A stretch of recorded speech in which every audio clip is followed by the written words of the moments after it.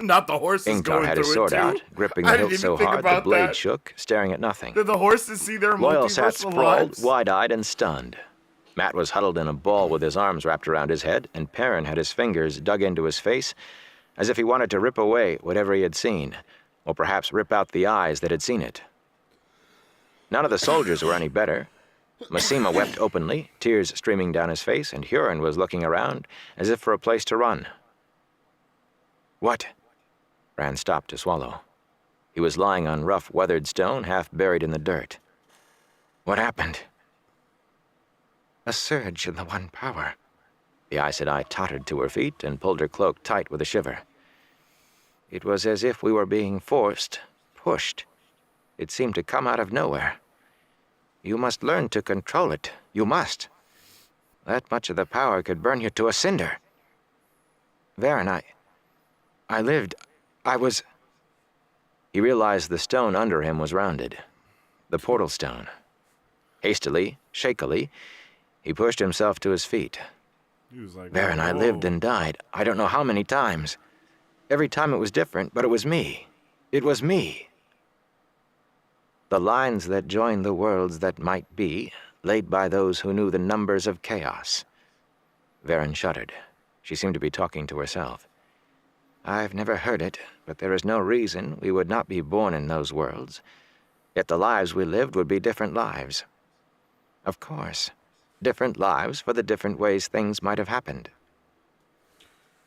Is that what happened? We saw how our lives could have been? I have won again, Louis Theron. No, I am Randall Thor. Varen gave herself a shake and looked at him. Does it surprise you that your life might go differently if you made different choices, or different things happened to you? Though I never thought Well, the important thing is we are here, though not as we hoped. Yo, that's insane. That's crazy. You know what that made me think of? Like, I didn't think about it the first time, but the lines that join the worlds that might be laid by those who knew the number of chaos. To me, like, that really reminds me, it makes me think of, what is it freaking called? Oh my god. I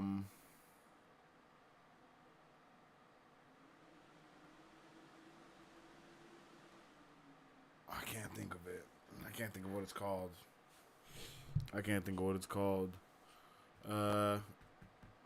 But it's in Star Wars. It's when they walk through and he saves Ahsoka.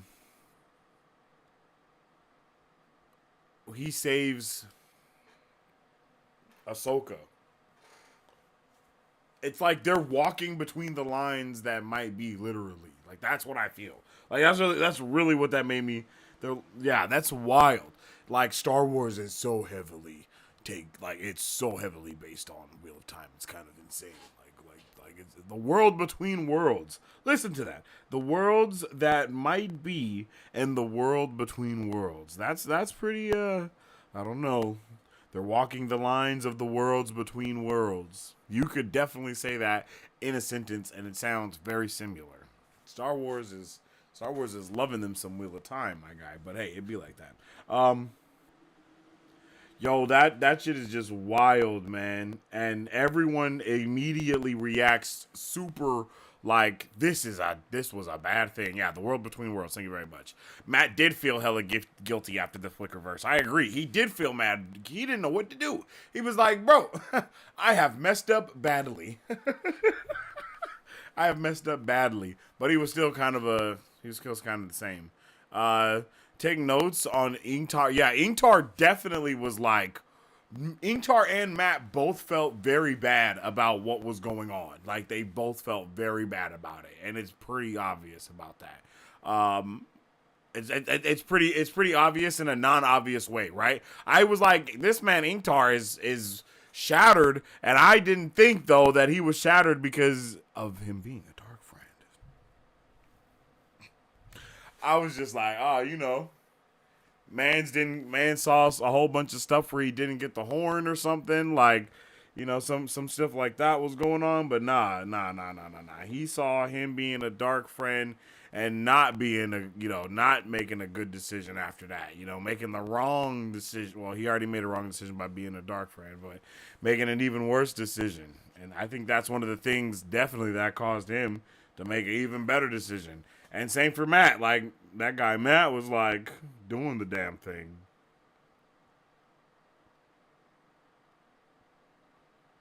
And poor Perrin, yo. Perrin definitely was torn.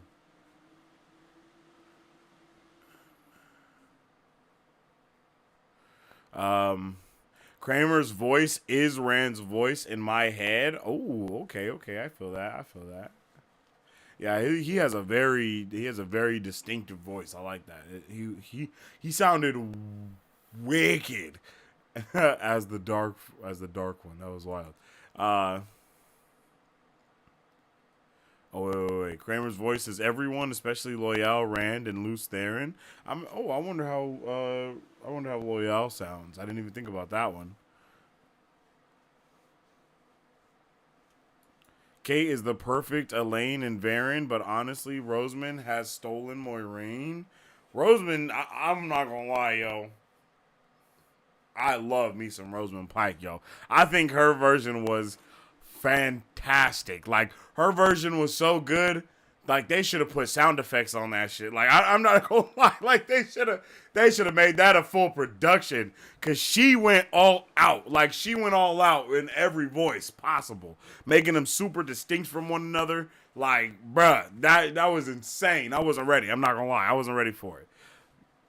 I really wanna, I think what I might do, cause you know I'll be doing stuff, but I really think I might get both of the flicker moments where they're both saying flicker, or like even like go back and forth and like have like Michael Kramer read it and then have Rosamund Pike read it and then have Michael Kramer and then Rosamund and then Michael Kramer and then both of them go flicker and then say it back and forth and say it together. Like, I think that would be crazy because it's almost, you know what I mean? It's like the flicker verse happening. It's like a flicker verse moment. Like, that would be crazy. Oh my gosh, that would be insane. Like, I wonder if they're going to try to put this in the show at all. I don't know if they're going to go multiversal at all, but it seems like you have to go. I don't know how they have it. Another thing that's crazy, they haven't went multiversal at all, and we went multiversal, what is this, 2 or 3 times in the show? In the book, I'm sorry, 2 or 3 times in the book, and it's so pivotal to what's actually happening for everybody. And then in the show, though, it doesn't happen. It's like they're not going Flickerverse because I'm pretty sure they don't go Flickerverse because... Wait, I'm sorry. I'm pretty sure them not going Flickerverse is one of the reasons why Perrin has a wife that he murders because he's not able to see the terrible things he does in the Flickerverse. So it's like you got to kind of change everybody's characters in a little bit of a way if they're not doing the Flickerverse thing. But I don't know if they're doing it or if they're not. But if they don't do Flickerverse, are you going to be mad about that? Are you going to be mad about that?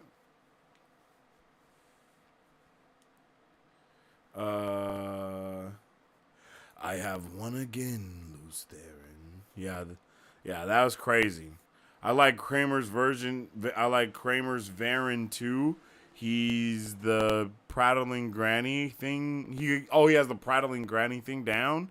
Yeah. Name your kid Luce Theron and then book it, and then boom, you have a great catchphrase when you beat them at Uno or Mario Kart. I have won again, Luce Theron, for real.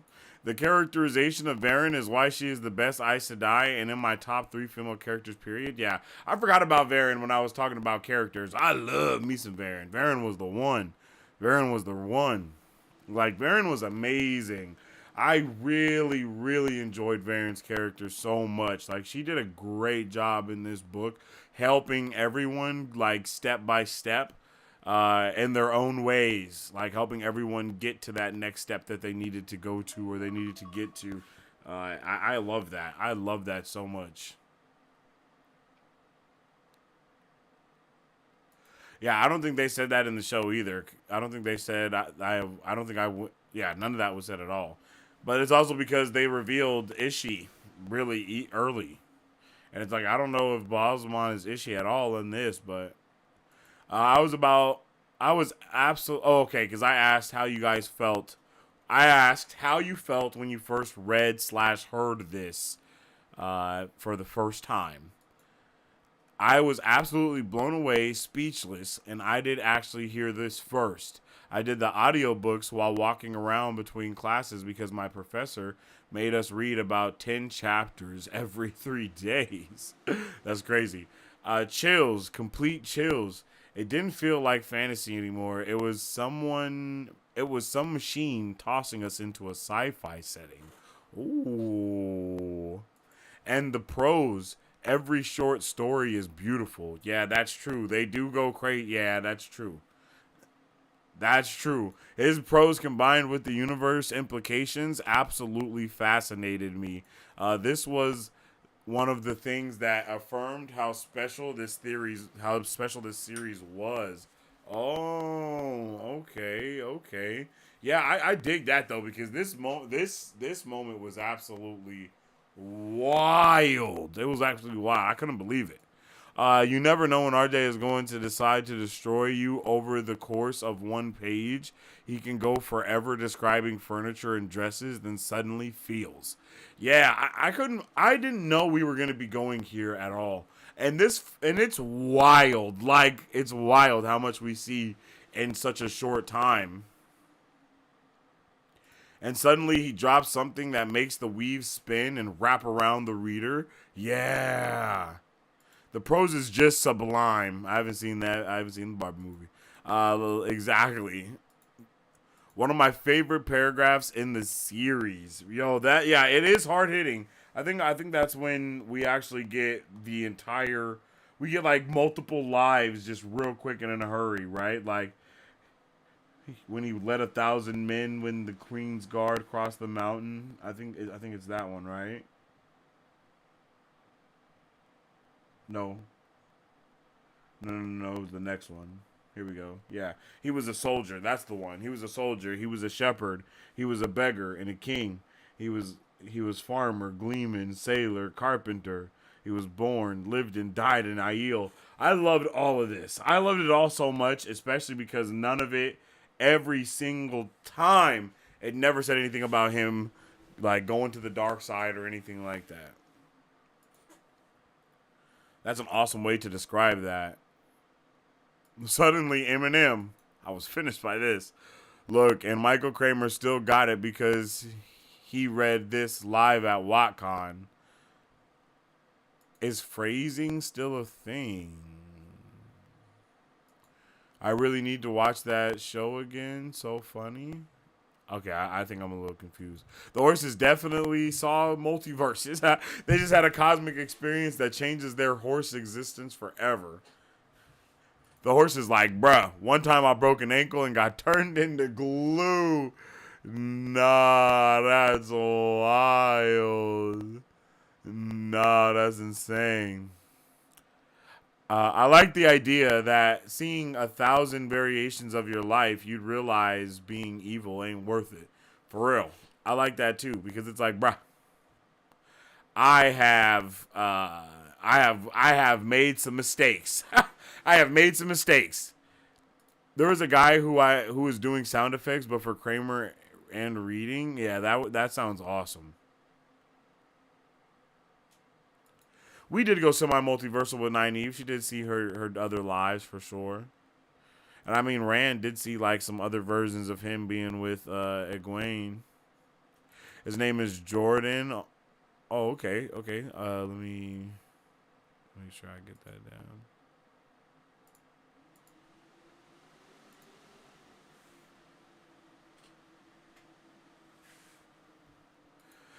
The flicker thing is one of the gems of the books, and the best part is the prose. I'm not sure it's necessary to translate into the show. Let the show develop its own gems that work best for TV. I feel that. That's a good point.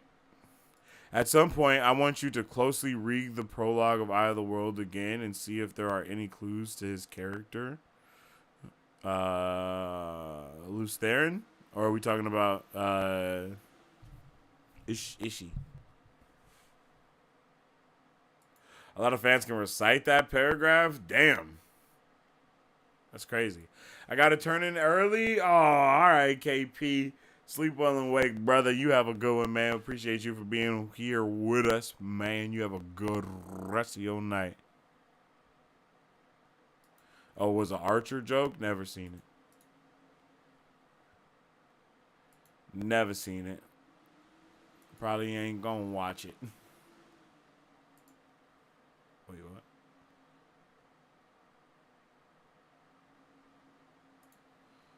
Did I? Interesting.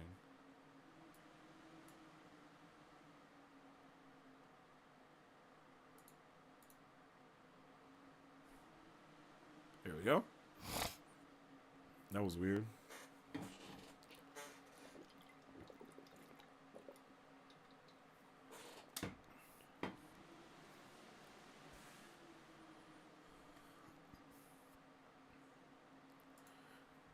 Alan Morin to drone. Never seen Archer. Just a master of memes. TM. A master of memes is crazy. Lord. All right. Are there any other moments y'all want to hear before we move on? How long we've been live? 2 hours? What time is it? 7:30? Damn.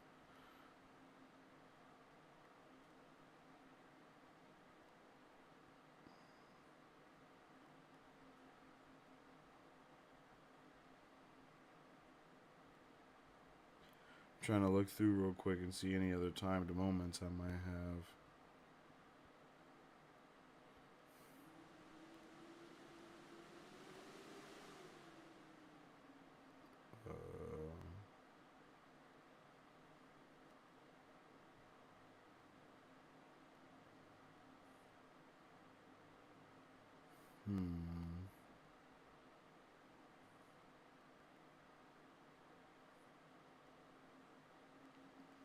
Damn, was there not a lot of moments? Where's it at? Oh, maybe one of the end fights or something. I don't know why I got dumbass tired out of nowhere. Alright, let's see. LFG, 1140, what was that?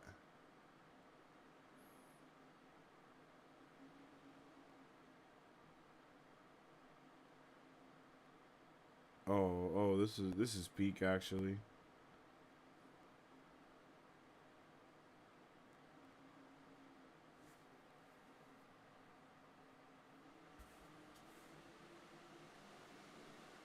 Yeah, this is actually kind of peak right here.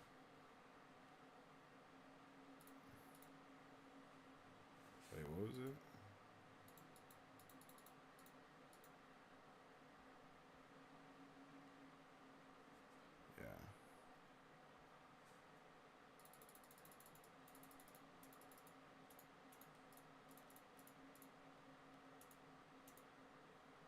His head, but he would not waste time with denials.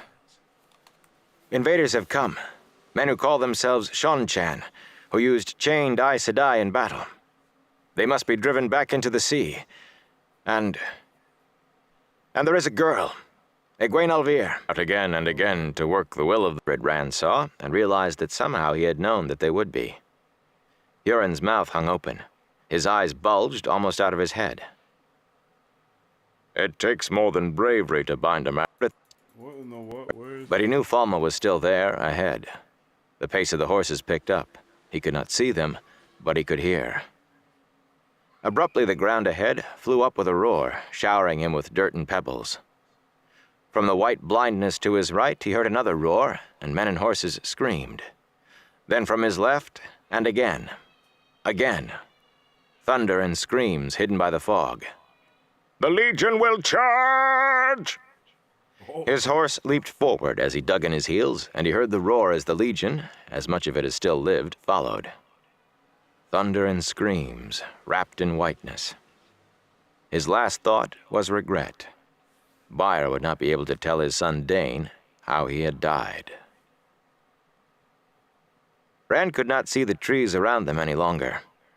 Matt had lowered the horn, eyes wide with awe, but the sound of it still rang in Rand's ears. The fog hid everything in rolling waves, as white as the finest bleached wool. Yet Rand could see. He could see, but it was mad. Falma floated somewhere beneath him, its landward border black with the Shan ranks, lightning ripping its streets. Falma hung over his head. There, white cloaks charged and died as the earth opened in fire beneath their horses' hooves. There, men ran about the decks of tall, square ships in the harbor, and on one ship, a familiar ship, fearful men waited. He could even recognize the face of the captain, Bail Doman. He clutched his head with both hands. The trees were hidden, but he could still see each of the others clearly. Huron anxious, Matt muttering, fearful. Perrin looking as if he knew this was meant to be. The fog roiled up all around them. Huron gasped. "Lord Rand." There was no need for him to point. Down the billowing fog, as if it were the side of a mountain, rode shapes on horses. At first, the dense mists hid more than that, but slowly they came closer, and it was Rand's turn to gasp. He knew them. Men, not all in armor, and women. Their clothes and their weapons came from every age, but he knew them all. Rogosh Eagle-Eye, a fatherly-looking man with white hair and eyes so sharp as to make his name merely a hint. Guidal Kane, a swarthy man with the hilts of his two swords sticking above his broad shoulders. Golden-haired Brigitte, with her gleaming silver bow and quiver bristling with silver arrows. More. He knew their faces, knew their names. But he heard 100 names when he looked at each face, some so different he did not recognize them as names at all, though he knew they were. Michael instead of Mikkel, Patrick instead of Pedrig, Oscar instead of Otaren. He knew the man who rode at their head, too. Tall and hook-nosed, with dark, deep-set eyes, his great sword Justice at his side. Arthur Hawkwing. Matt gaped at them as they reined in before him and the others. Is this all of you? They were little more than 100, Rand saw, and realized that somehow he had known that they would be. Huron's mouth hung open. His eyes bulged almost out of his head. "It takes more than bravery to bind a man to the horn." Archer Hawkwing's voice was deep and carrying, a voice used to giving commands. "Or a woman," Brigitte said sharply. "Or a woman," Hawkwing agreed. "Only a few are bound to the wheel, spun out again and again to work the will of the wheel in the pattern of the ages. You could tell him, Luz Theron, could you but remember when you wore flesh." He was looking at Rand. Rand shook his head, but he would not waste time with denials. "Invaders have come, men who call themselves Shonchan, who used chained Aes Sedai in battle. They must be driven back into the sea. And there is a girl, Egwene Alvir, a novice from the White Tower. The Shonchan have taken her prisoner. You must help me free her." To his surprise, several of the small host behind Arthur Hawkwing chuckled, and Brigitte, testing her bowstring, laughed. "You always choose women who cause you trouble, Luz Theron." It had a fond sound, as between old friends.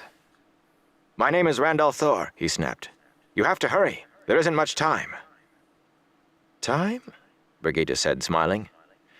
"We have all of time." Guidal Kane dropped his reins and, guiding his horse with his knees, drew a sword in either hand. All along the small band of heroes there was an unsheathing of swords, an unlimbering of bows, a hefting of spears and axes. Justice shone like a mirror in Arthur Hawkwing's gauntleted fist. "I have fought by your side times beyond number, Luz Theron, and faced you as many more. The wheel spins us out for its purposes, not ours, to serve the pattern. I know you if you do not know yourself. We will drive these invaders out for you." His warhorse pranced, and he looked around, frowning. "Something is wrong here. Something holds me. Suddenly, he turned his sharp-eyed gaze on Rand. "You are here. Have you the banner?" A murmur ran through those behind him. "Yes." Rand tore open the straps of his saddlebags and pulled out the dragon's banner. This shit is crazy. It filled his hands and hung almost to his stallion's knees. I'm not gonna. I gotta stop it, or I'm gonna wanna listen to the whole thing, cause that's crazy, bruh. And then Perrin pulls up, bruh. I'm about to turn up. Perrin pulls up and he grabs the banner and he wraps it and he charges forward, bro.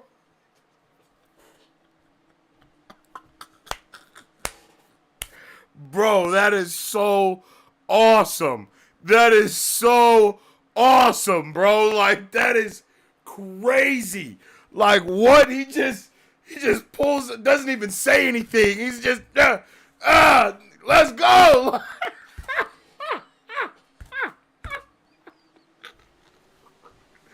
And then at the end, Perrin yet again got the banner on a freaking staff, just chilling while they're waiting for Rand to wake up. Like, bro, let's go, bruh. Like, let's go. That's some bros right there. Those are bros. Y'all talking about pros. I'm talking about bros. Like, that's some bros right there.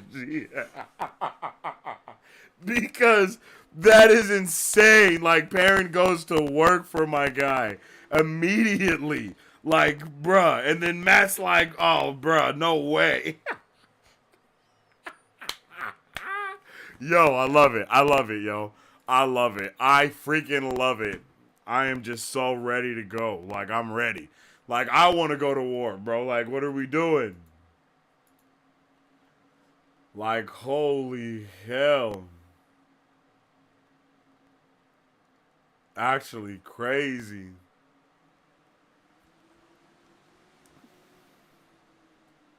Couldn't believe it. But yeah, man. Yeah, that's just peak. It's just peak, yo. Yeah, Perrin goes to work. Definitely makes your blood boil. It's ridiculous how good it is. They ain't got no time. RJ had a comment about that hypothetical interaction. Wait, what? Oh. Thigh-high boots.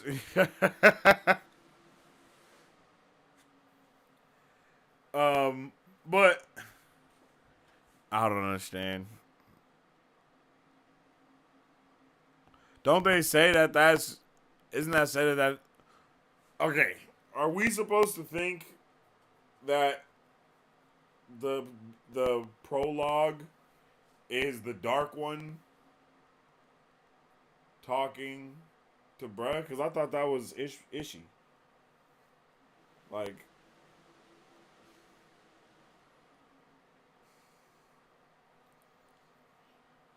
unless Ishii's the Dark One,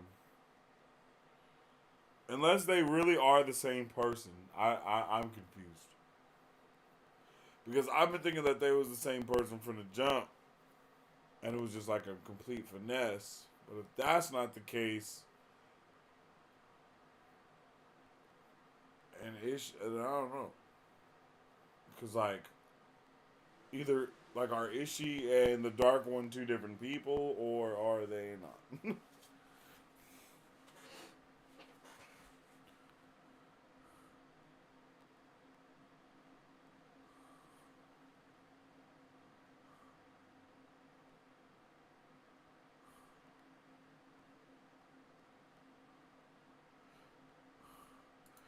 KP's gonna miss Wat Idol. I knew he wanted to go through. Maybe we can do a part 2 of just all the Wat Idol stuff. We can either do it now or we can do it in a part 2 and then the part 2 just be all of Wat Idol. I don't know. Rand sheathing the sword hits different in Kramer's voice as well. Yo, everything. Yeah, Kramer definitely hit that. But I'm sorry. I am all the way for the other one. Yo, I'm sorry. I am all in. I want to listen to both. I wish we could, like, have them do a dual one. That would be awesome. Like, maybe on the third one they can... Well, is Michael Kramer still alive? I'm sorry. I don't know. he still alive? Is Michael Kramer still good? I'm just gonna move on. Which was the fashion at the time? Yo, the thigh high boots. Is she in the thigh highs, right? Is she in the thigh highs? I mean, Celine be rocking the thigh highs too, but Ishii ain't the dark one. Is she? Ishii ain't the dark one. I mean, Celine was rocking the thigh high boots. Lanfear. That whole climax is wild. This is what he said. It's a fashion crime in all eras and all timelines. Nah, that's crazy. You're a Simpson fan? I've never watched Simpsons fan. I've never watched Simpsons like that. I've watched Futurama. Hella Futurama. I love me some Futurama.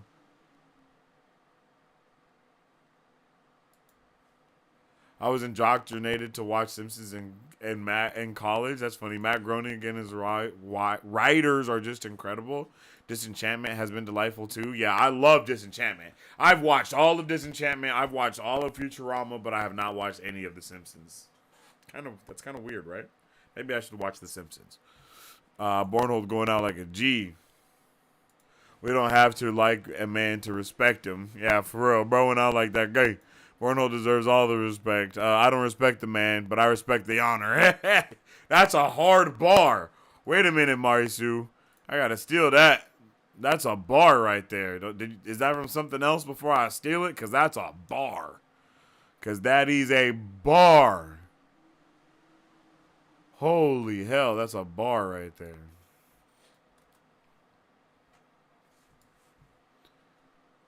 Added to the Lordex. Edit file. Copy. No. Normal. There we go.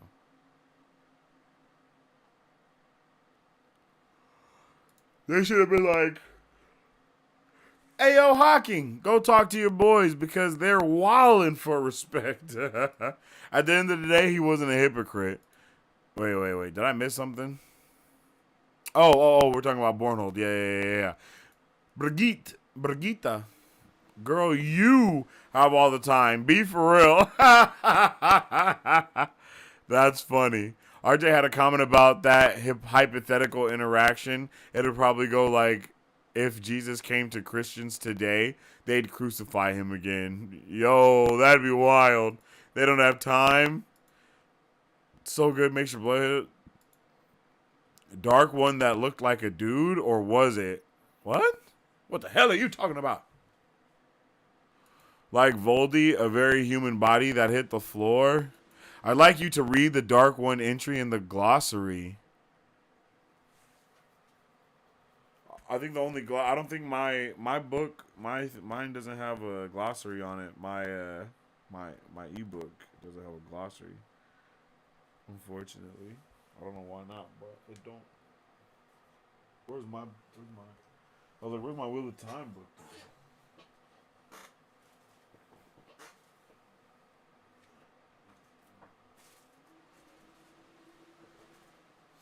Alright, I got my first book over here. Let's see. Let's get into the glossary. Because I have not looked at this glossary once. A, B, C, D. Dark one.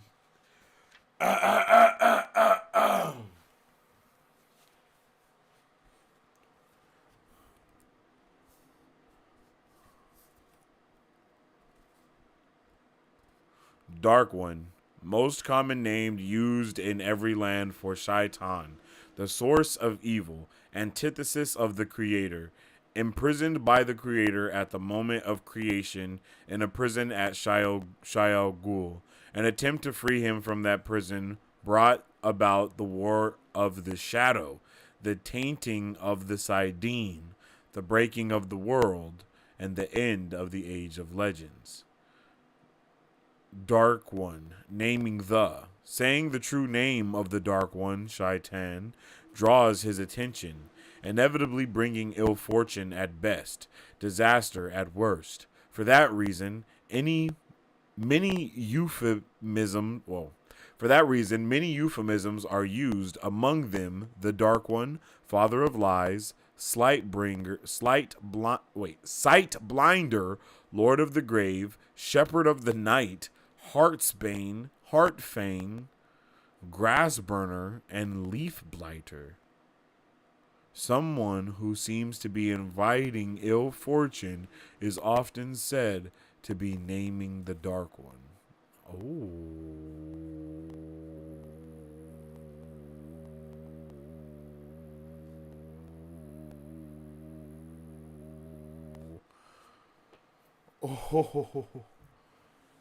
Oh, wait a minute. Wait a minute. Okay, so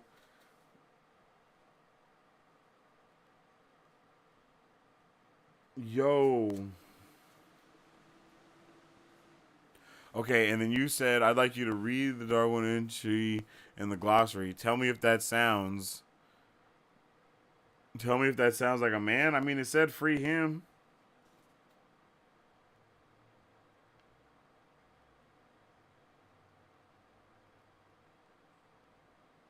Antithesis is such a badass word.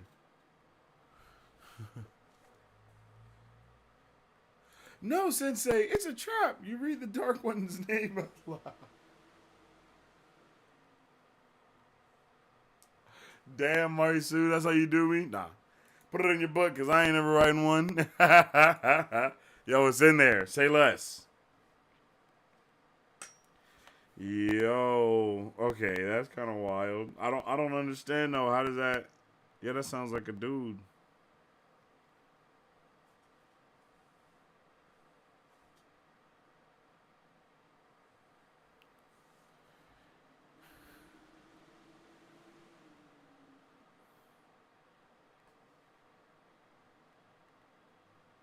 Dark One prisons.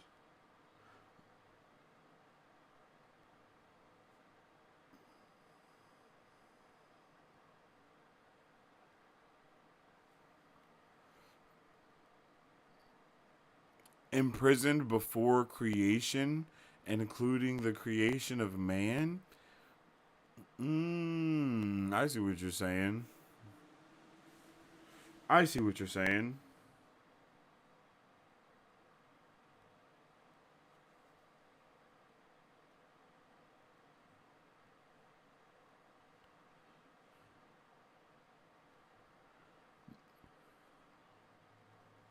The source of evil, antithesis of the Creator, imprisoned by the Creator at the moment of creation in a prison at Shio Gul.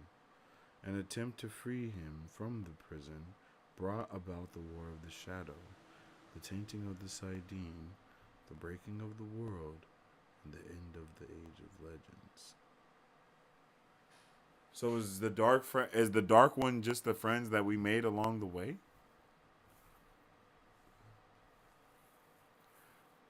Because I don't perceive that as it being before the creation of man, but it could be, because it says that he's imprisoned by the Creator at the moment of creation. So you know what I mean? Like it's at the moment. It's not before creation. It's at the moment of creation. So if that is the case, it could be like everything was created at once and then boom, boom, boom, boom. You know what I mean?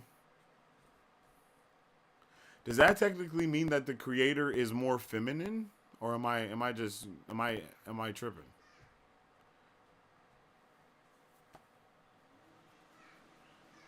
Because it seems like the Dark One is obviously male coded with the Sidene, or with the Sidar, excuse me. No, with the Sidene, right? Yeah, it's Sidene for... Yeah, I'm pretty sure it's Sidene for the men.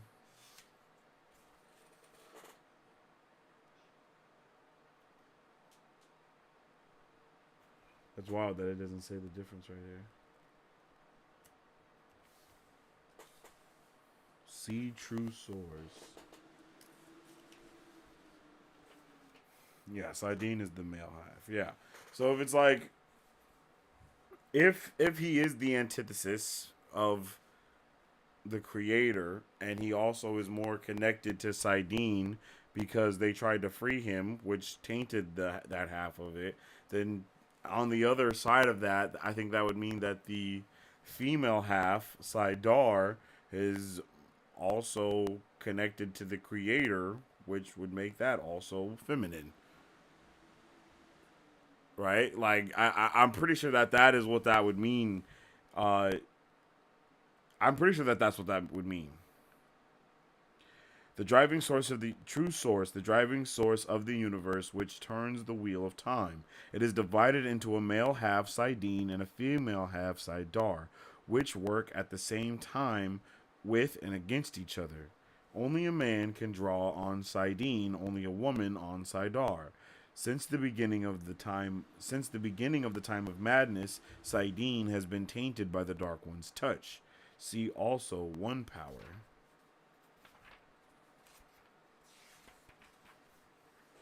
Oh, wait, no, that's... Oh, yeah.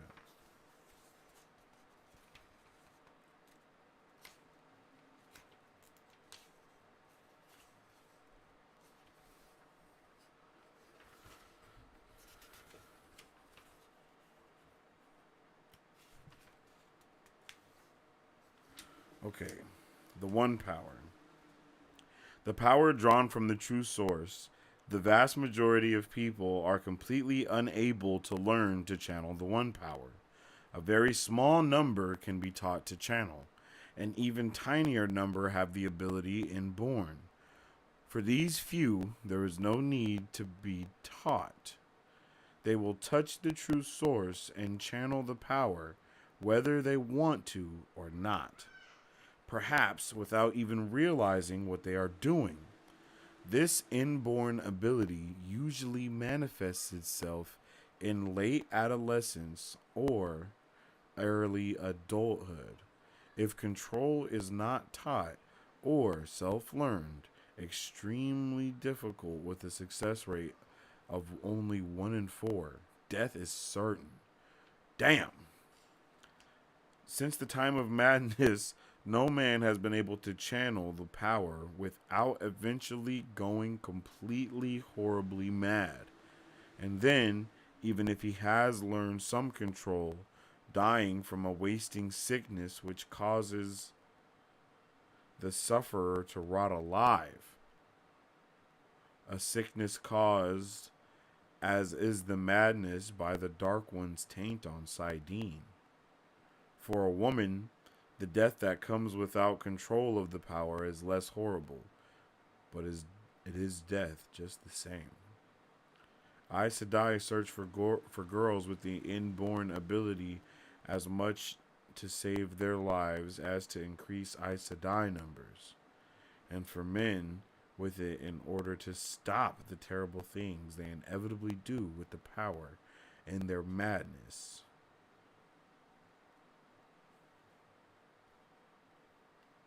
See also channel. And I think that was like right here. To control the flow of the One Power, the act of controlling the flow of the One Power. It even says that shit's a verb. I didn't know that. That's awesome. I should have been looking at this shit a long time ago. Breaking of the world.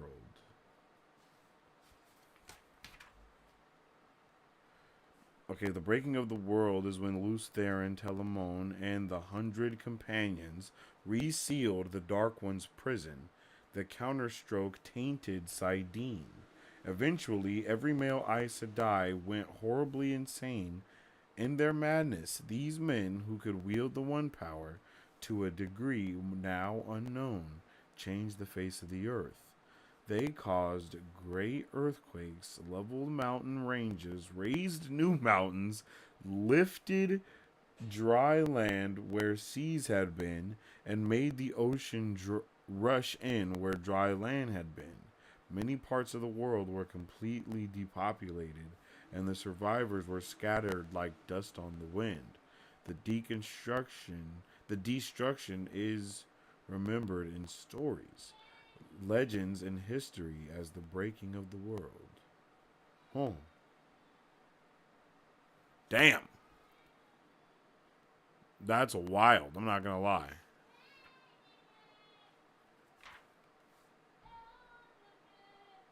That's pretty insane. That's a lot. Like, that is so much.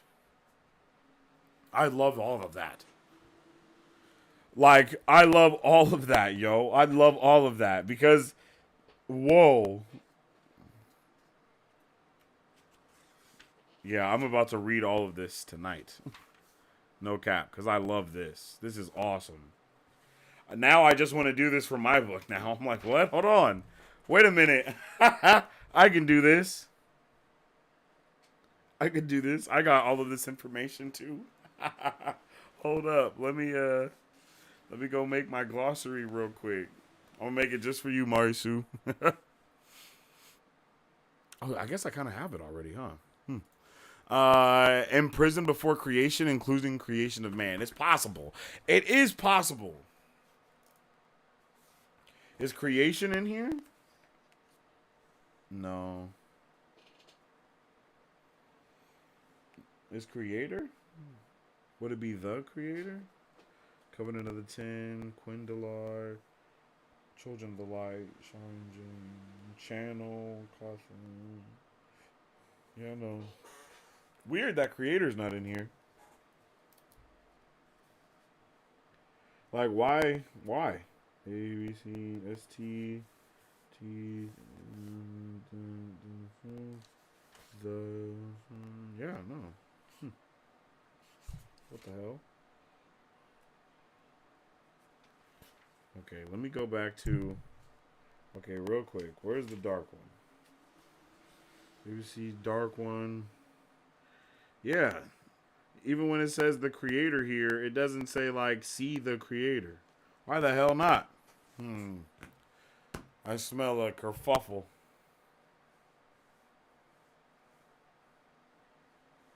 Interesting.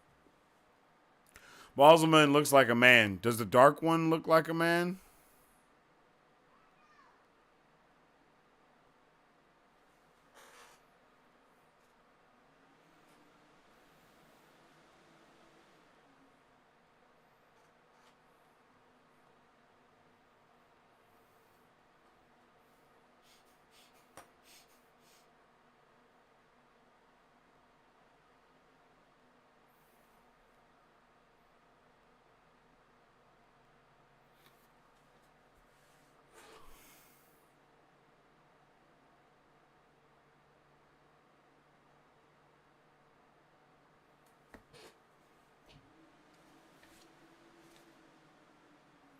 Intralic tongue. Heart of the dark. Believed to be the Trollic name for the dark one.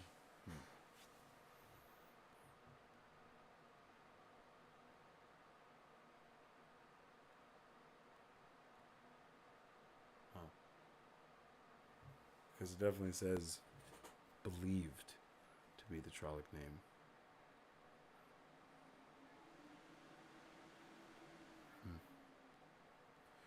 Damn. Interesting. I don't know. Maybe you can choose.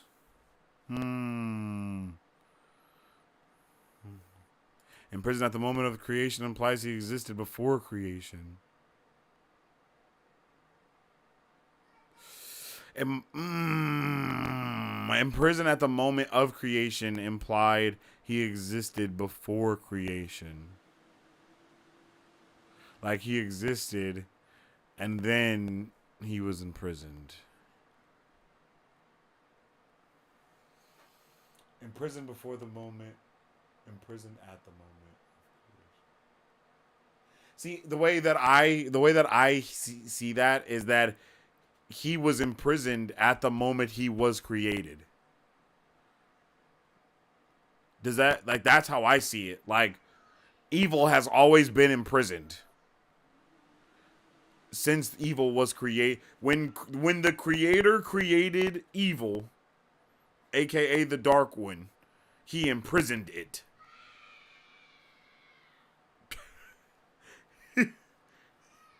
He imprisoned it. And then, after imprisoning it, they tried to let it out, and that is what tainted the Sidene, because it has been imprisoned since the moment of creation. And by trying to let it out, you know, that's what tainted the Sidene. That's how I see that. This is the metaphysics I've been waiting to get into. Yo, I love it though.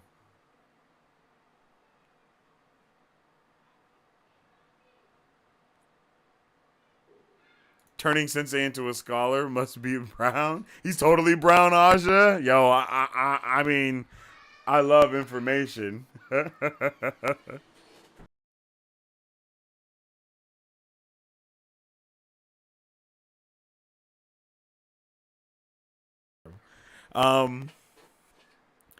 As Yoda said, unlearn what you have learned from the show. You must. Something I just noticed, read Celine's entry for a laugh. Oh my god, I don't want to read Celine's entry. I'm scared. Celine. Celine. Wait, Celine's not in this book.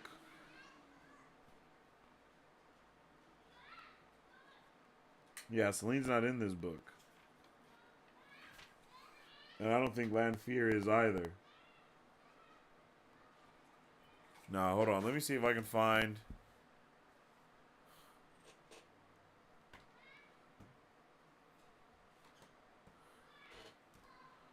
Let me see.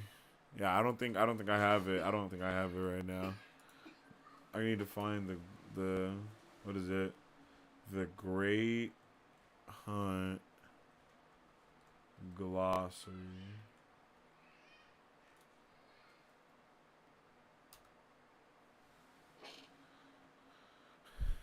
The Great Hunt Glossary.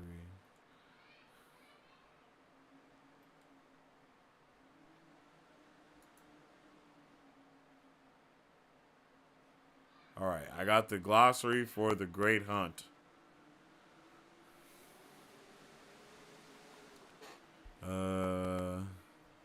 Elemento PQRSTUV. Wait, that's farther than S. S. San Angriel, Saidar, Saldei, Sanchez, Swan, Seafolk, Shanchan. Damn, where's Celine at? How you spell her name? Oh, here we go. Celine. A woman met on the journey to Kyrian.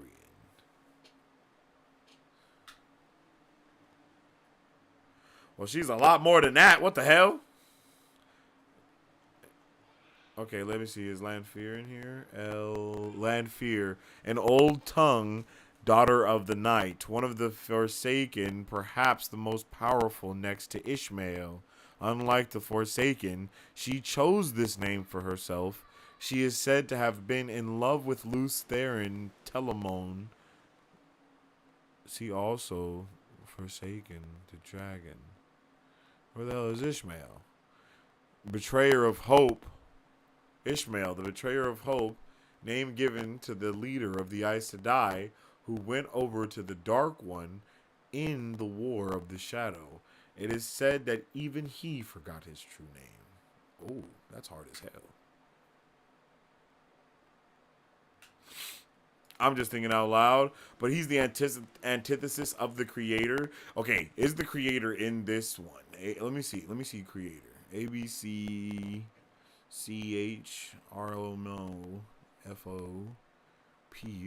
Nope. He ain't in here either. For somebody who keep getting mentioned, we sure ain't got no damn information on him. Or them.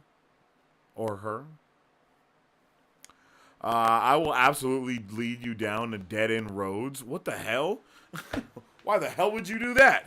It's for your own good? See, Marisu? See, look. You are Moiraine. You see what I'm saying? Can't trust you.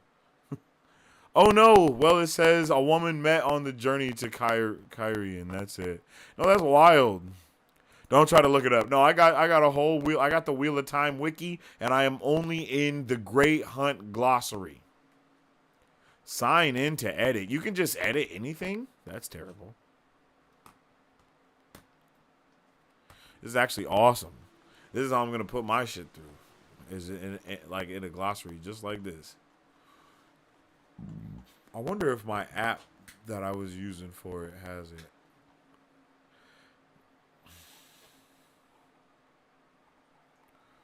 Time is a wheel with 7 spokes, each spoke an age. As the wheel turns, the ages come and go, each leaving memories that fade to legend, then to myth, and are forgotten by the time that the age comes again. The pattern of an age is slightly different each time an age comes, and each time it is subject to greater change, but each time it is the same age. Whoa. Wait a minute.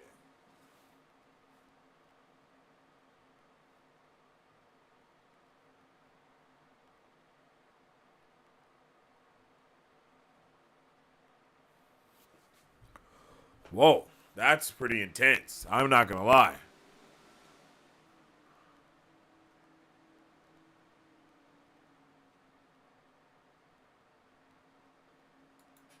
Bland ass entry for a sus ass character. Deadass Sharice. I couldn't have said it better myself.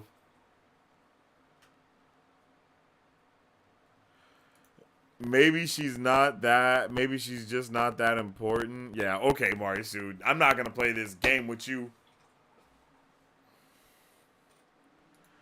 My professor did the dead ends distractions too. Very much like Marisu and Gus from Will Takes. Oh no. I have to lead you down dead ends, otherwise you'll read into every time I give you a hint. I'm gonna read into everything because I'm a nerd. That's not fair.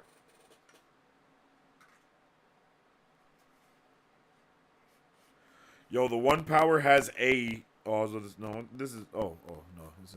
Never mind. I'm tripping.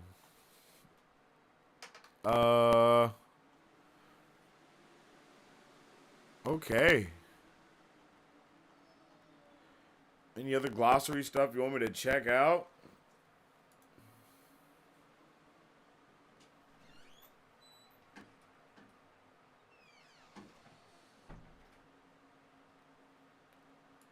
I also want to recreate my frustration.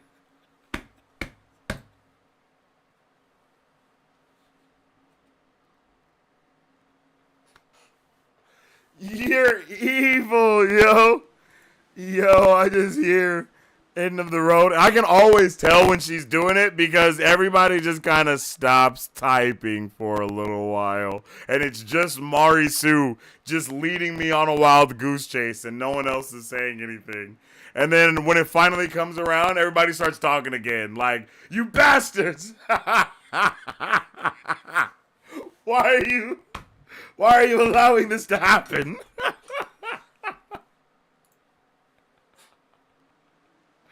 Yo, that's crazy.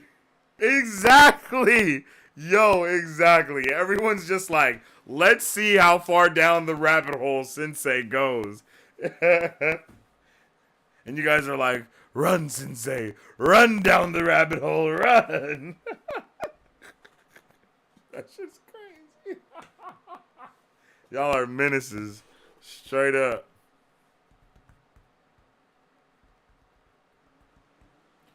That's literally what my professor did to us. That's so brutal. You might like the false dragon entry. Let's see. Well, actually, now that I have it up, I guess I can just do this, huh? Oh shit. Maybe I can't. Wait, what's going on?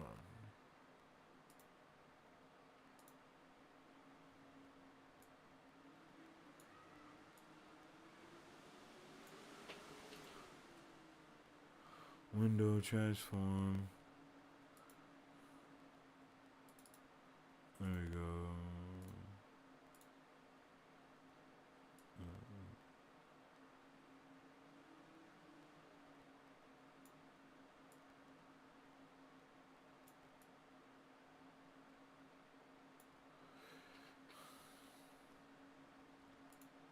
There we go. That's what I wanted, baby girl.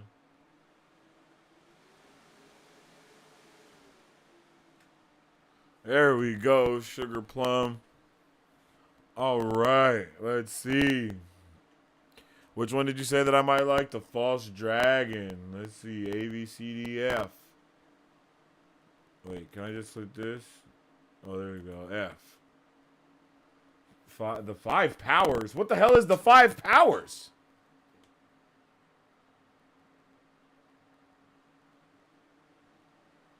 False Dragon's not in here.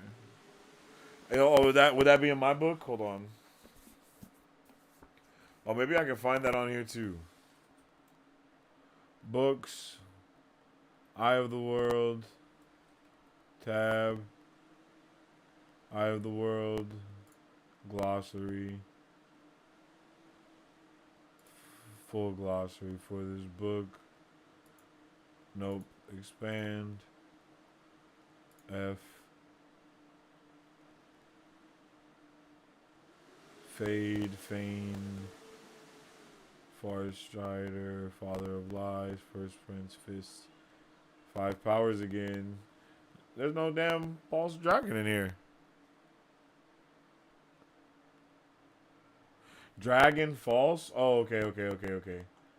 Dragon, false. Yeah, you're right. You got that.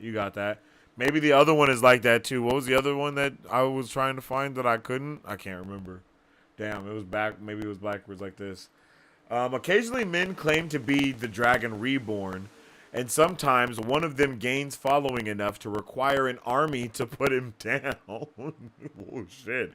Some have begun wars that involved many nations. Over the centuries, most have been men unable to channel the one power. Wait, what? But a few could. So people was just fake channelers? That's kind of wild. That's wild that people were fake channeling. I'm not going to lie. However, either disappeared or were captured and killed without fulfilling any of the prophecies concerning the rebirth of the dragon. Oh.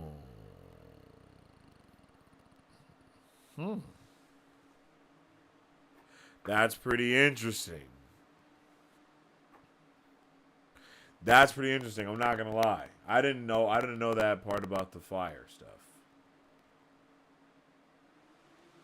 Okay, I gotta go to Luce Theron because wait, no. Don't just go to Luce Theron. No, sweetheart.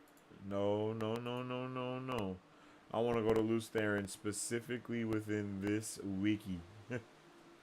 JKL. Luce Theron. Is it going to be Theron Luce?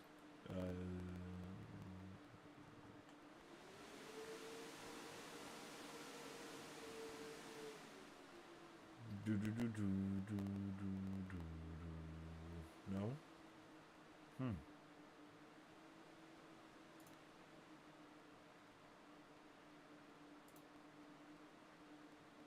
Luce Theron.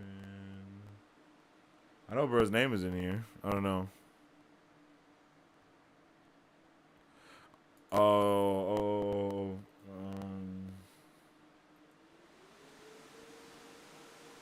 Okay.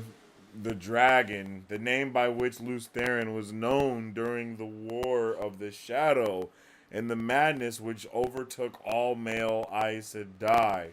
Luce Theron killed every living person who carried any of his blood, as well as everyone he loved, thus earning the name Kinslayer. A saying is now used, taken by the dragon or possessed by the dragon, to indicate that someone is endangering those around him or threatening them, especially if without cause. Okay.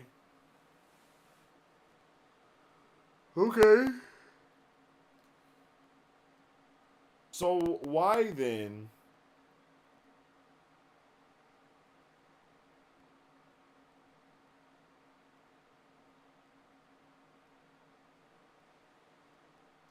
Like, was Lews Therin called by the name of the dragon before him? That's the thing that's kind of messing me up with why everyone keeps calling my boy Lews Therin. Is it just because that's the last, like, okay, because if he's the last one to be born, like the last dragon reborn, like who was the dragon before Lews Therin? And like why, like did they call him the other dragon's name too? Or is it just because Lews Therin is so big in the history? Like is like Lews Therin is Aang basically. Like Aang is Lews Therin. Like they are they are the pivotal moment of change in the Avatar history. Like is that it? It's the cookies is crazy. When I was dead certain that Tom was alive, he was so disappointed that I wasn't following for his attempts. Yo, that's crazy. It says dragon, false in my... Oh, yeah, thank you. Uh-oh, we deep diving. Some channelers would occasionally steal toddlers' noses as proof of their power. Excusez-moi? Remember, Aes Sedai lived very long time in his prime. Lews Therin probably had a huge family. Oh...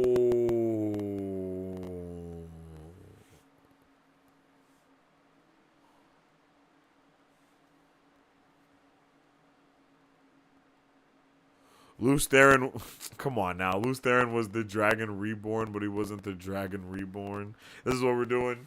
Damn it. Is this what it has come to?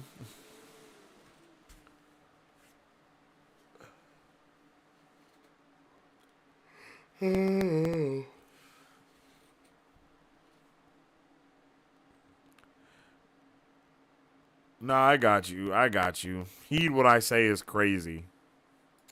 Dragon Reborn, the title. Yeah, I understand. He's the Dragon Reborn, but he's not the Dragon Reborn.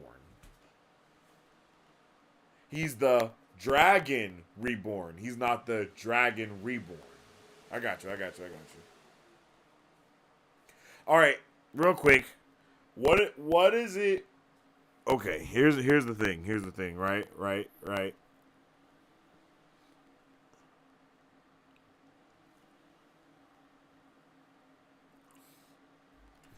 I'm going to, proceed this with saying I am not a writer, and that is why I have this question. Why is it, like, do you not need parentheses around thoughts? Like, is that just my brain going to, like, comic brain for a thought bubble? Because, you know what I mean? I don't know if you understand what I'm saying, but, like, because there are times where Rand thinks to himself, or someone thinks to him, their self, and they just think. Like, are you not supposed, like, is it an option to use is that just not, are you not supposed to use quotation marks for thoughts? Or...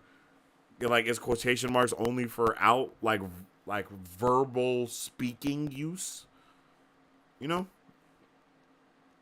Or do you put, like, quotation marks and then you put, like, thought to himself? You know, I ain't gonna lie, that confused me a little bit. That did confuse me a couple times. Heed what she says. Lews Therin didn't know he was part of a cycle. Oh, I feel that. It's stylistic. I've seen many different conventions with different authors. Okay. That's what I was kind of hoping you were going to say. Because I was going to be like, I suck. Me bad right. me no good right. Because I was like, gee, yeah.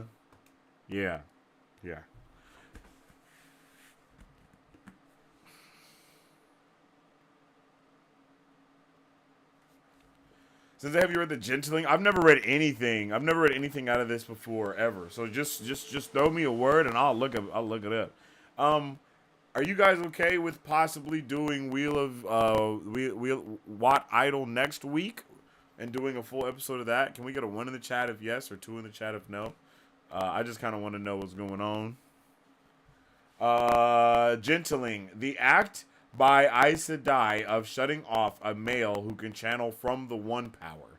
This is necessary because any man who learns to channel will go insane from the taint upon Sidene, and will almost certainly do horrible things with that power in his madness.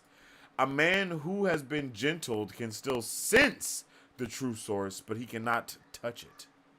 Whatever madness has come before gentling is arrested by the act of gentling, but not cured.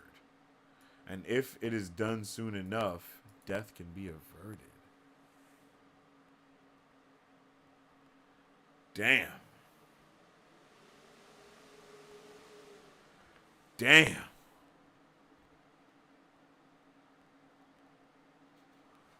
Whoa. Okay, so if this is if this is an inevitable thing, we should be very concerned for Rand. No? Like, we should be very concerned. Should we not? You got to be consistent enough that the reader can catch on to what you mean. I feel that.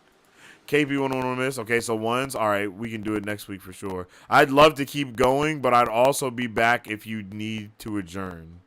Okay. I'm ready to sleep, y'all. This has been a good time, but I'll catch up tomorrow. Hey, I appreciate you, Thatchy Watchy. Good night, Thatch. Peace. Sleep well and wake, Thatch. We should be concerned. Yeah, yes, we should be very concerned. I'm like, okay, because I'm like, wait a minute. I'm like, bro, wait a minute. Like, his road to hero, his road to hero is also his path to destruction. Like, why weren't you already concerned, you monster? No, I'm very concerned. That's why I'm like, yo, my guy is hearing voices. Like, that's the vibe that I feel. But at the same time, I don't feel like he's going crazy, but he doesn't seem like he's turning evil. Show Rand is going crazy and turning evil.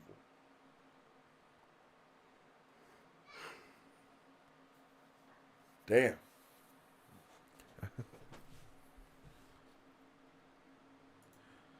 This is a problem.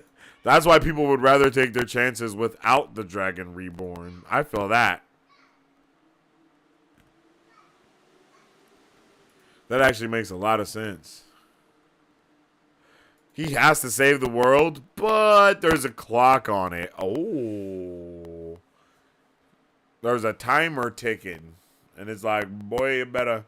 Especially when he gets straight up engulfed in the one power. Like, that is very, very, very, very triggering. It's like, oh, shit. Good Lord.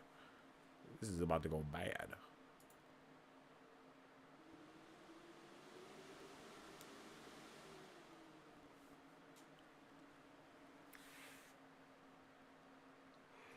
Lord.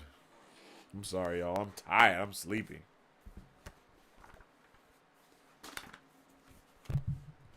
Let me see. Is there anything else? Oh, I forgot I got this right here. Gleeman, Gentling, Gawain, Flame of Tarvalon. Oh, the 5 powers. This is something that I wanted to look at too. There are threads to the 1 power, and each person who can channel the 1 power can usually grasp some threads better than others.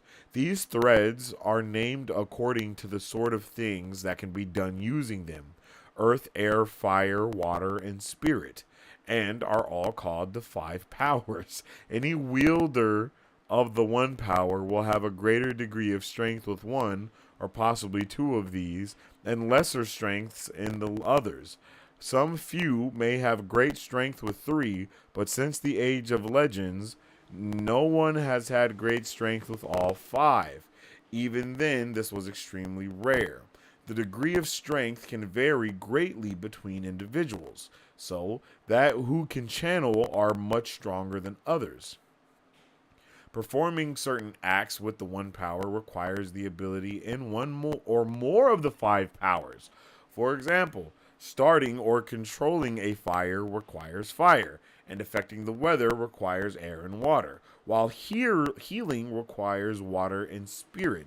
While spirit was found equally in men and women, great ability with earth and or fire was found much more often among men, with water and or air among women. There were exceptions. But it was so often so that earth and fire came to be regarded as male powers, air and water as female. Generally, no ability is considered stronger than any other, though there is a saying among Aes Sedai: there is no rock so strong that water and wind cannot wear it away, no fire so fierce that water cannot quench it, or wind snuff it out. It should be noted this saying came into long after the last male Aes Sedai was dead. Any equivalent saying among Aes Sedai is long lost. Holy shit, that was a lot of information. And it's kind of interesting because I ain't gonna lie, I literally have something.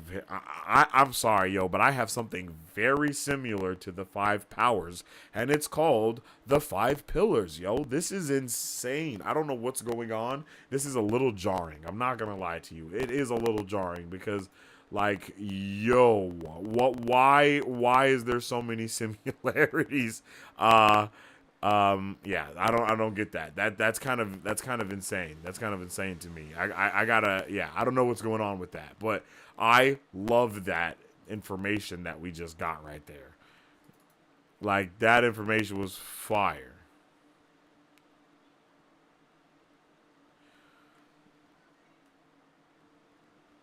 Like, wow.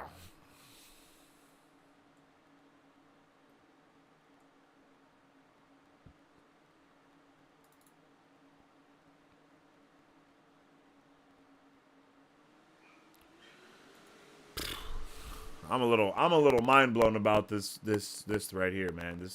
The 5 powers thing. I'm not gonna lie, it has me a little lost for words, but hey, it is what it is.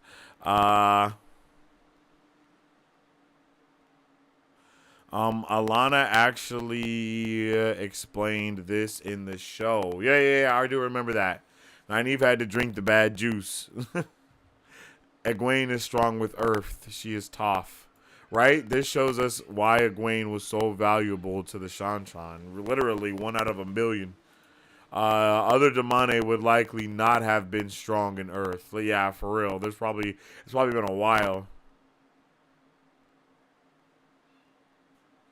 A lot of this power system has its roots in Aristotelian metaphysics, which over the past 2,500 years has worked its way into almost every philosophy on Earth.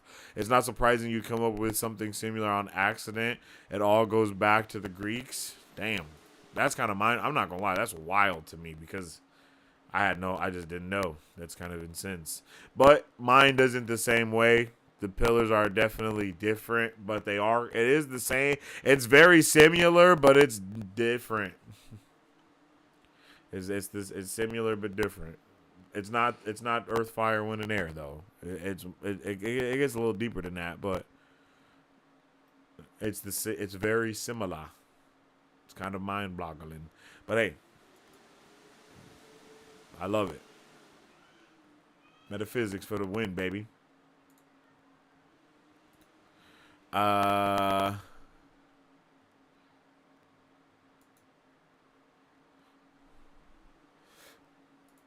Yeah, the 5 powers is heat. I like that a lot.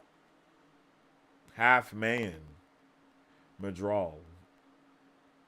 So Madral, I keep thinking that half men, I don't know why, I keep thinking that half men are Trollocs.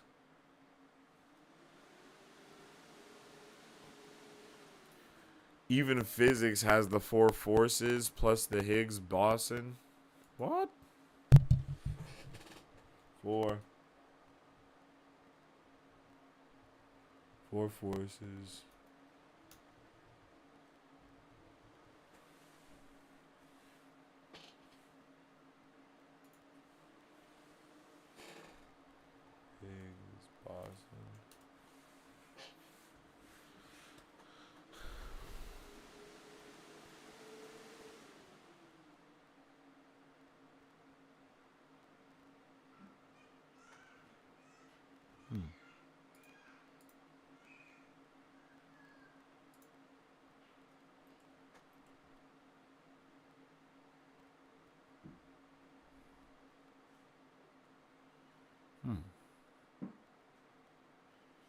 Okay.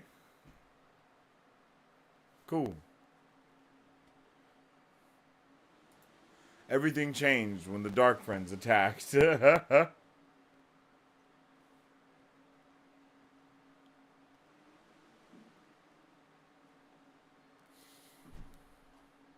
Madral. Okay. Madral.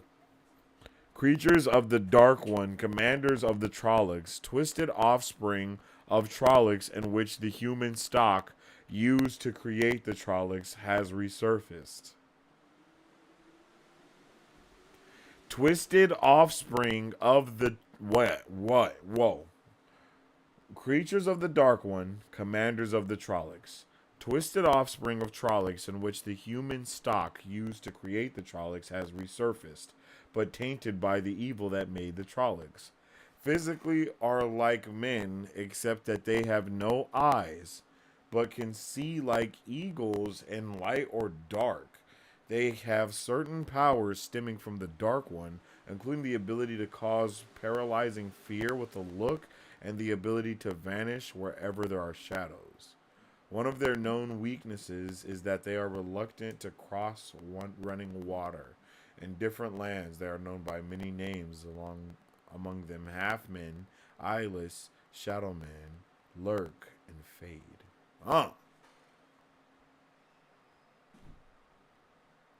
Whoa. That's intense. Female Trollocs give birth to Madral. Trollocs were made by blending humans and animal DNA. When a child has more human DNA, it's a Madral. Whoa. Whoa. Throwback to the human stock. Hence Half-Man. Yeah, that's wild. That's why this is sci-fi. Oh, because it's like splicing DNA and shit. It all started with cloning that damn sheep. That's hella funny. That's wild. What in the ever-loving kerfuffin? That's pretty insane, I ain't gonna lie.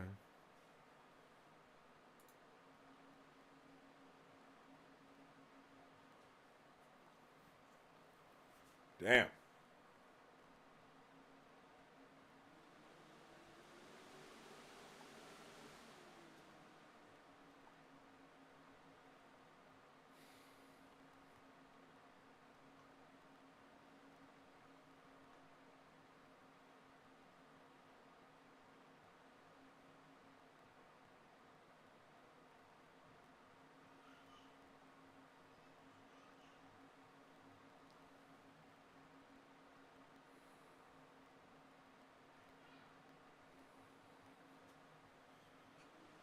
The Age of Legends was the peak of both magic and science, as Thor would say.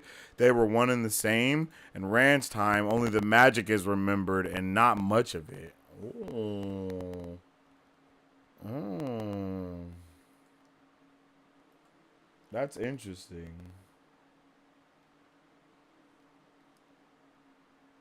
Ah. The Age of Legends ended by the War of the Shadow and the breaking of the world, a time when Aes Sedai performed wonders now only dreamed of. See also Wheel of Time.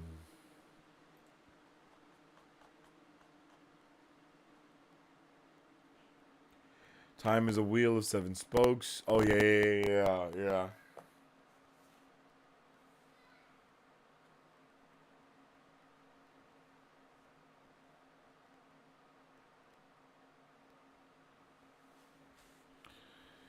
Okay, so now I'm thinking again about the Dragon Reborn versus the Dragon Reborn, and I'm like, man, my boy Rand is destined to just once again mess things up, isn't he? Like, he's destined to just really just come through and shit up. Like, it's unfortunate. Poor guy. Yeah, that's sad. Like, my boy didn't have a chance. He never had a chance from the start.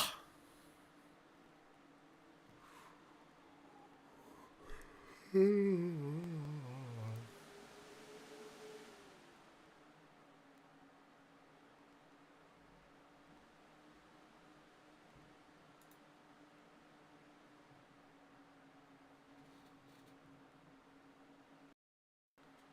we go. The one power really isn't magic at all. People just learn to harness and use the force of nature. I think of it in, oh, I agree with this. I think of it in a very Doctor Strange way, just harnessing extra dimensional energy. I also have a pet theory that it's like the Matrix and people are just souls in a vat, but that's a story for another time. Jesus. Just souls in a vat is crazy.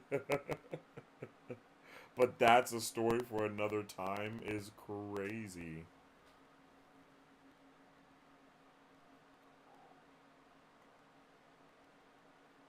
Huh. Yeah. Yeah, man. I appreciate this book so much. I appreciate all the lore.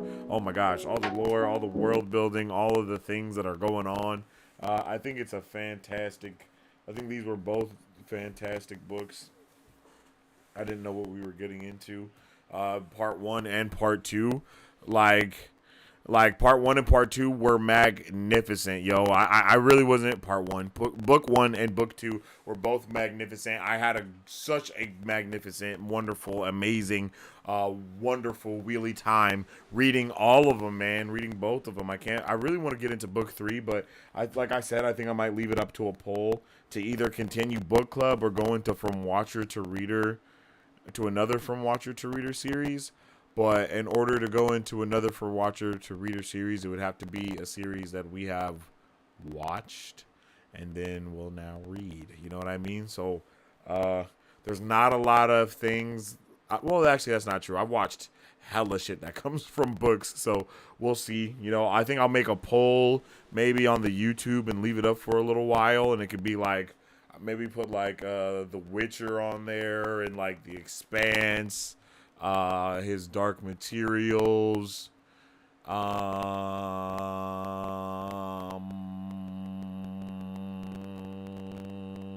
think that's kind of it. I'm not gonna lie. I think that's kind of it. I'm not sure, but I know that I know a lot of the stuff that I've watched has been based off of books, so I would have to kind of go through and just look at my all of my watches and see what's going on.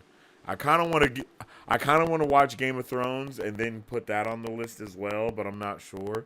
If I do watch Game of Thrones, I might record the episodes or something, and then all that stuff will be on Patreon.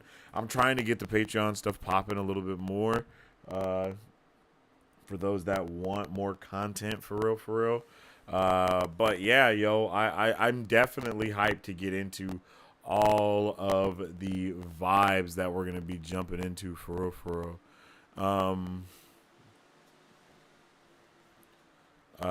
Because it's gonna be heat, yo. It's gonna be heat no matter where we go from here. I'm definitely gonna be getting into comic book club as well. I will be getting into more comic stuff. I've been talking to a lot of my boys about it and just talking about how I want to do certain comic things. And yeah, I think I'm gonna jump into it and start doing more comic stuff of some kind. I don't know if it'll be live content necessarily, but I definitely want to have more recorded content for people and not only the live stuff. So we'll see what's going on. There's a whole bunch of comics going on right now, and then I've been reading. I've been reading the new Ultimate comics like Ultimate Invasion. I'm on Ultimate. I think it's Ultimate something right now. Ultimate Universe. I think it was Ultimate Invasion, Ultimate Universe, and then Ultimate Spider-Man, then Ultimate Black Panther, and then after that we get the Ultimates, if I'm not mistaken. And so I'm excited to see where all that stuff goes. The Ultimates is the most recent comic in the most recent comic line in the issue. So I'm pumped to see what's going on there. And for real, yo, I really don't know. I really don't know where we go from that, you know, from all of that stuff, but it's somewhere. I want to keep reading. I want to keep doing all this stuff, and I know you guys want to keep reading stuff too. So, and again, I'll take all suggestions, even if I put up, like, I might put up a post that's like book club suggestions and then make a poll off of that one, like whichever is most liked or whatever we'll do for book club or something like that, you know. So I really want to get into all of that.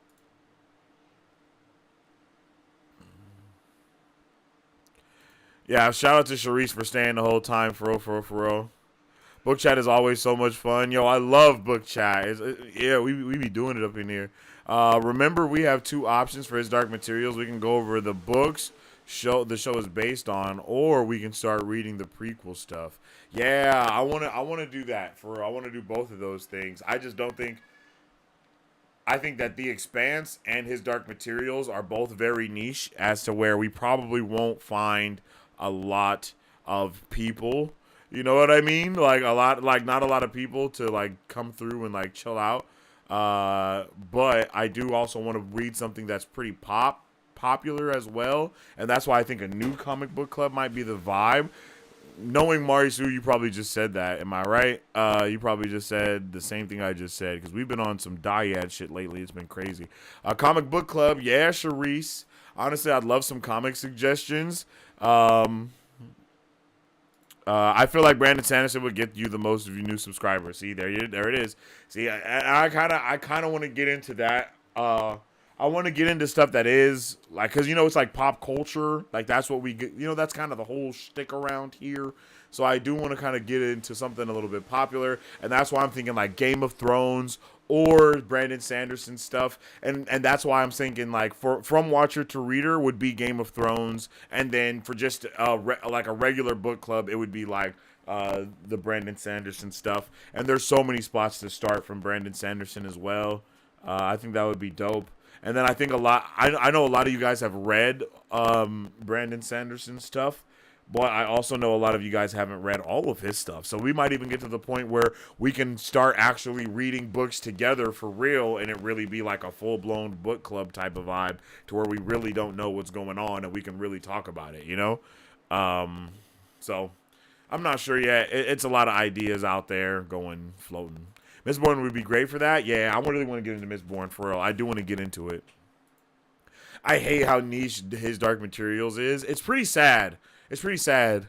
Hopefully one day I can become so, like, this channel can be so big that I can get more people to read it. You know what I mean? I think that would be awesome if I could start helping people out with other things to read. And that's another reason why I've kind of been thinking about possibly going off and just doing a book club channel, like a Book Bros or something. I don't know. Like something like that. What the hell is that? A song. Oh, A Song of Ice and Fire. Okay. Asioth. Yeah, I think that would be dope to do. A Song of Ice and Fire would be dope. Just get some of that stuff in, especially with the popularity of His Dark Materials and all of that. His Dark Materials, my bad. House of the Dragon, I mean. But I just got to finish the Game of Thrones first. Or maybe we can even do it. Whoa, maybe we can do it like literally from watcher to reader style. Like watch season. I already watched season 1, so maybe now we can go and read book 1. Well, I don't know how that works.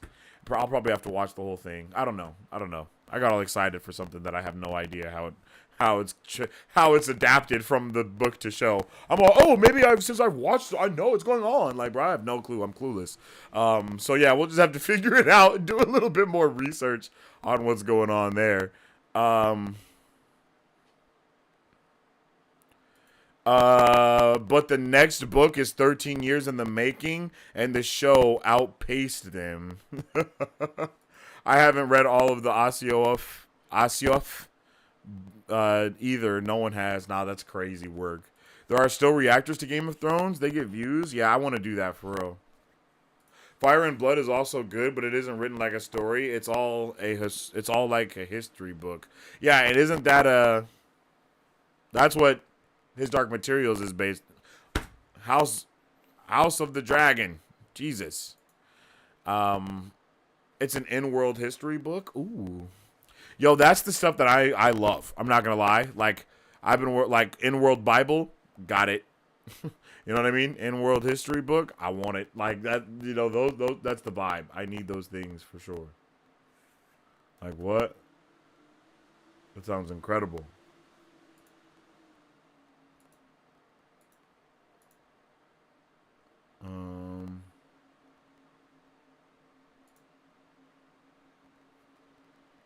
Here we go. Definitely a brown. Hey, what can I say, yo? Literally, like, I can't help it. Like, that's the thing. Like, that's one of the things that I love about writing my own story is being able to write out all of this other information, right? Like I always say, J.R.R. Tolkien basically was a linguisticist, right? And he created an entire universe because of how much he loved language. I feel like I'm like that, but instead of it being an entire language, it's world building. I just love world building so much that it will create an entire universe. Like, that's just how I feel, yo. Like, I just love world building. I love world building. I love lore. I love everything about it, yo. Like, oh, man.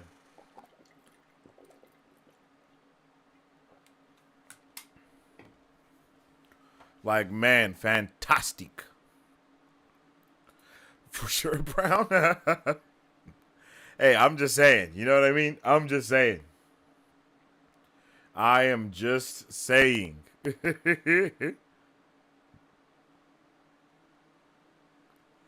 Mistborn ain't bad, and it's a fairly quick trilogy. I prefer Stormlight Archive for Sanderson series. There's so many Sanderson series, and there's still so many being created. I'm pretty sure Brandon Sanderson created a where to start guide basically on his YouTube channel, and I think I want to do like watch that maybe not next week, but like the week after.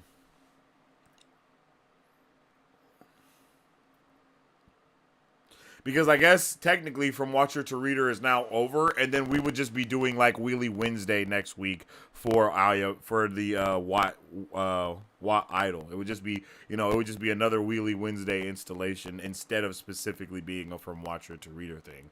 Even though those things can kind of be the same thing, they don't always have to be, you know?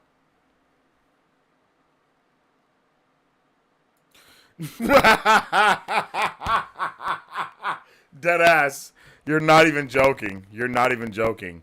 Like, I am to world building what Brandon Sanderson is to writing. Like, if only, like, I don't know what I need. I just need somebody. You know, I don't know. I need somebody to be able to write all the things down in my brain. When it's not Wheelie Wednesday, is it going to be Wordy Wednesday? Wordy Wednesday is cool. I like Wordy Wednesday. Or Ready Wednesday. Reading Wednesdays. It's Reading Wednesday. I'll make a whole song for it. And announced 3 more secret novels and did 2 Star. Yo, that is insane because it's hilarious how accurate that is though. Because Mans has made so many books that his books got books that got books. Like, bruh, you can make a book in universe of a book. Like, he got books of characters doing side quests. Like, what the hell? Like what is going on? This book is a side quest from the main book that we just was reading with this man in it. Like, what happened? It's amazing, though. I love it. I love it. Like, I love it, yo. I love it. I need more of it. More!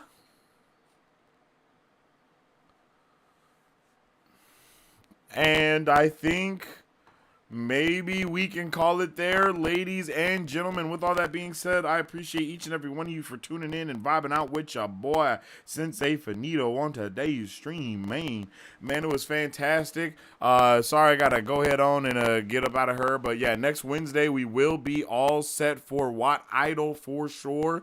I believe for sure. Don't let me get to yapping. If it's not happening, you'll see it on the post that goes out for all the videos and all that stuff. And I've been going live more, so we'll talk. We'll talk again before next Wednesday for sure. I definitely appreciate you guys for tuning in. Since we've been nerding out and going over all of these metaphysical things and yapping away about all this awesome stuff, before we get out of here, I guess I will leave you guys with my own lore stuff that's going on, and that's how we'll get up out of this G thing tonight. So with all that being said, I appreciate you guys. If you haven't already, make sure you follow us on Marvel Bros to stay up to date with all things Marvel and everything pop culture. You can also follow me on social media at Sensei Finito to stay up to date with all my thoughts, theories, and opinions on whatever particular thing I may be partaking in at that particular time. And you already know the weekly podcast. Check out the weekly podcast wherever you check out podcasts at. All right. I definitely appreciate all of y'all for tuning in with me today. It's been amazing, and I hope all of you have a fantastic day. And as I always say, stay awesome, stay nerdy, and don't forget to stay marvelous. The 5 pillars. The pillars. 1. Divinity. The spirit energy in all living things. It flows throughout the body after the opening of a person's chakra nodes. Divinity can be wielded by anyone. 2. The 7 Kais, divination. Allow a living being to use and manipulate their own divinity. This act is called divination. One's chakra nodes must be opened before they can utilize divination, but the use or even mastering of the 7 Kais doesn't mean someone is a gift. 3. Abilities. There are 6 key abilities that correlate to the type of gift a person is. Each ability allows the user to wield their gift in an offensive or defensive manner. 4. Properties. There are 6 key properties that make up the universe. Each of these properties are depicted by the 6 gods. These properties are wielded by gifts relative to the gods they serve. 5. Comprehension. The ability to process the knowledge of the 5 pillars, understand its meaning, and to integrate with what the user already knows. The first pillar. Divinity. Divining/yon, the base blocks of divinity and the fundamental way that spiritual and physical energy are channeled into divination, as they represent heart and spirit respectively. Divining, the fundamental way that divinity flows from the heart, dark receptive energy. Divine yang, the fundamental way that divinity flows from the spirit, light expansive energy. The second pillar.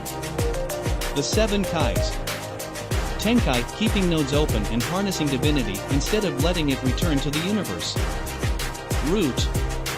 Setkai, stopping the flow of divinity by closing the first and last chakra nodes. This allows the energy to circulate within the body. Sacral. Yaokai refers to physical techniques involving martial arts or the divine use of natural human abilities, solar plexus. Runkai, outputting a large amount of divinity in a burst enhancing a person's natural abilities. Heart. Jutkai, using divinity to endow weapons with the universal property of the user, throat chakra. Ninkai uses divinity to create real physical objects and properties, third eye. Secret technique. Genkai, illusion technique that uses divinity to manipulate the divinity of someone else. Creating illusions only the affected can see, crown chakra. The third pillar. Abilities. Enhancement P uses divinity to strengthen and reinforce gift abilities/objects. Specializations T, time manipulation on a small scale at the cost of one's divinity and age. Emission SL, able to project their own divinity. Also able to charge/drain the divinity of others. Manipulation SP, controls the ether between elements, allowing them to be wielded using divinity. Transmutation R, altering the natural matter of an object by using divinity. Conjuration M, materialize divinity in a physical form. Also telekinetic/telepathic. The fourth pillar. Properties. Power Nguvu En, being able to tap into the power that is contained in the universe. Time Nafasi, as having limited control of time relative to the user. Soul Isarin E, having limited control over the divinity of others. Space Akashahim, control over the place in which air, fire, water, and earth come together as creation. Reality Altra T, the manipulation and alteration of matter. Mind Akaili, C, the psychic use of extrasensory perception and performance acts. The fifth pillar. Comprehension. Divinity creates the universe. The universe is channeled into 6 universal properties. These properties are accompanied by 6 abilities that allow them to be wielded after the chakra nodes are opened. The 7 kais are representations of the 7 chakras. The ability to process the knowledge of the 5 pillars, understand its meaning, and to integrate with what the user already knows.